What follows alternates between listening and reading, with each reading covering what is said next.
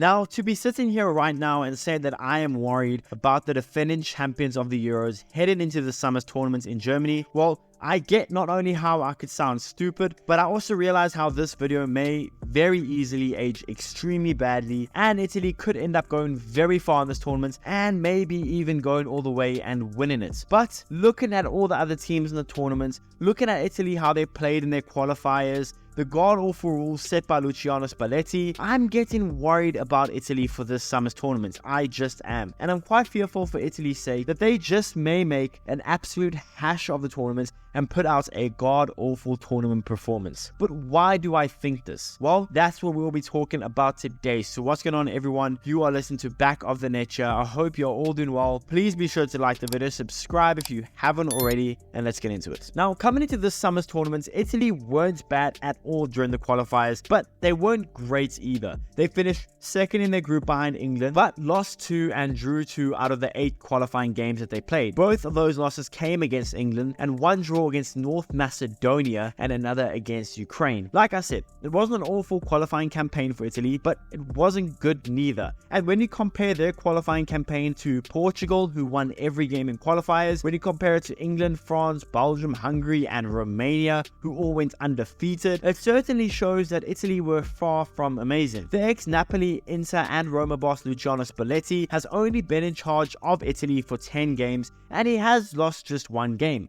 while drawing 3 of them. But again, they haven't been extremely impressive in the lead up to this tournament. When you look at Italy on the individual level, they certainly do have talent, but it's not nearly as stacked on paper as the likes of France, England, or even Portugal. They do have some good talent like Donnarumma, Vicario, Di Lorenzo, Bastoni, Barella, Chiesa, Di Marco, and unlike previous Italian sides, this side isn't all that old. Like, they only have 4 players in the whole team being 30 years or older. That is a very young team. Now, most of their players are in their middle to late 20s, and they don't have anyone younger than 22. So they're not an incredibly young team with tons of young talent with teenagers, but they're not incredibly old either, which is a refreshing sight to see for an Italian side. An issue I have though is that although they're not incredibly young, they still don't have much international experience in the squad. Their manager has only ever managed 10 international games in his entire career, and only 9 out of 26 have played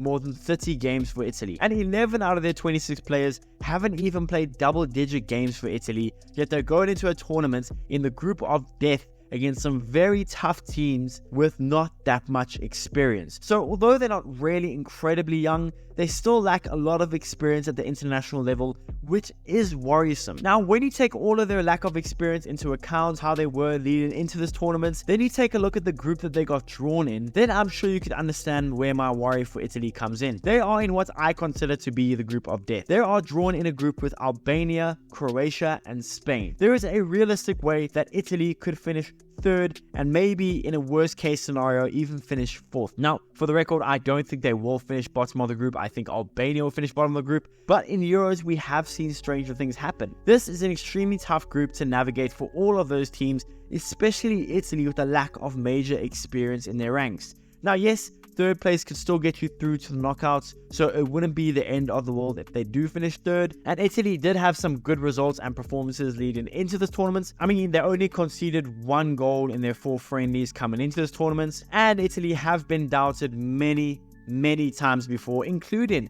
heading into the Euro 2020 tournament where they ended up winning against England in Wembley. So they are no strangers to being dark horses and winning the competition when everyone is counting them out. So I understand, like I said in the beginning of the video, this video could very easily age badly and I could outright look dumb at the end of the competition. But with everything considered, with their lack of experience, lack of world-class talent in their ranks, all these weird rules that Spalletti has now set up, I'm sure you've seen it all over social media, being drawn in the group of death where you have a team like Croatia, yes, they're old, but they're a very talented team with much experience, have some really good players defensively and offensively. You look at Spain and they're stacked everywhere. I'm not all that hopeful in Italy. I do think they can win their group. I do think they can qualify going through third or second, but it's just really not looking good on paper. Again, they do have some good talent. There's no world-class talent. Spalletti hasn't proven to be an elite manager at the international level, at least yet. And managing a club is very different to managing an international team. I'm sure we can all acknowledge that. At the end of the day, Italy have been dark horses before. They have been counted out before and win to go win the whole thing. But with everything considered, Italy could